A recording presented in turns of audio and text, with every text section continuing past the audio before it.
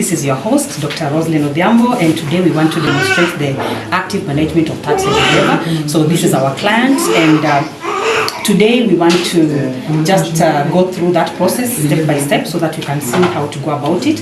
So let's remind ourselves a little bit. Immediately the baby has been born, the first thing you do in MSTEL or active management of third stage of labor is that you palpate if there is any second twin. So you confirm if there's a second twin, and once you do that, then you can ask the assistant to give the oxytocin, depending on what it is you're using in your facility.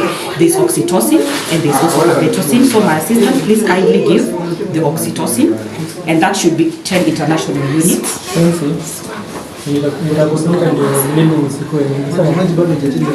Okay, so once we administer, so this is the placenta, it is still in situ, and we want to deliver it. Now there are techniques that we normally use for delivery of the placenta. The two of them, we have control cord traction and also counter traction of the uterus. There are many reasons why we need to counteract the uterus, simply because we can end up having complications like uterine inversion.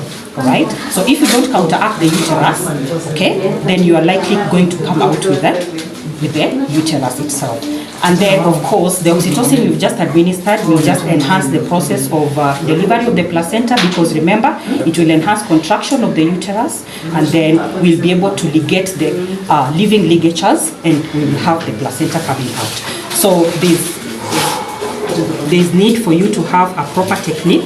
Make sure you clamp very close to the perineum. Okay, then hold it firmly using your fingers. Counteract the uterus, then use the control cord traction to deliver the placenta. So it is a continuous out, down, continuous, and also observe the mother and any changes that could be going on. Right, now I can see that my placenta is coming out. So what I need to do at this point is to use my receiver. Remember, you had the delivery pack that you are using, so you must use a receiver to receive the placenta carefully. There's a reason why you need to be very careful at this point to make sure you deliver the whole placenta, and it has to come together with the membranes. Roll it round like this so that at least you are sure you have come out with everything. The danger of leaving even a piece of membrane inside the uterus is that it can lead to complications like postpartum hemorrhage. So you have to be very, very careful when you are doing this. And from my assessment, I can see I have come out with all the membranes. Nothing has been left behind, and this is my placenta. Okay, so I'll put the placenta aside like that, and remember, we are going to do an assessment of the placenta later on. So what happens now here is that you try to expel any clots. Try to expel any clots that are inside. Okay, massage, and you must be able to feel that the uterus is well contracted. So how will it feel? It will be very firm. Okay, so you must be able to feel that the uterus is well contracted, and then you'll be able to get any sort of blood, any clot. So massage and try to expel. Massage and try to expel. So if there is nothing else that is visibly coming out, then you take your gauze.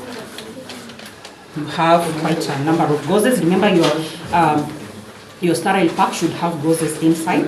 Okay, and you have to be very smart and systematic. Don't just,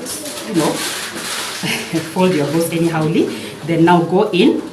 Okay, go in like that. Open up. Okay, and try to get out any blood, and then keep the mother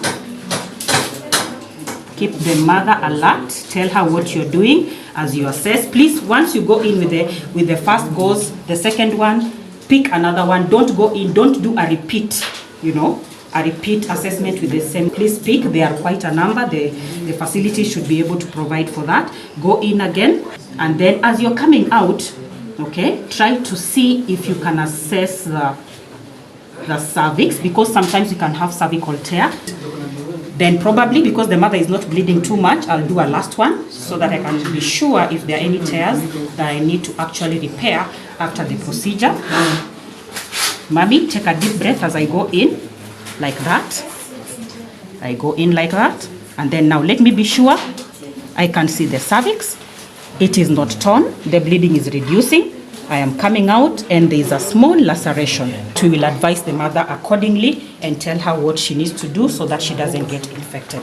Otherwise, For M-still, it ends there, third stage of labor. And remember, there's one more stage of labor which we call fourth stage of labor, where now we are monitoring the mother and the baby and making sure that they are good and they are okay. So you also advise the mother once that happens. And remember, when we are finishing with the mother here, we get her out of the bed, we clean her up well, and we take her to a place where she can rest and take something. Otherwise, thank you, and I hope you have learned something for today. Keep practicing in your facilities, put in your comments, let us know what you think. If you have any questions, we'll take care of them. But until next time, see you.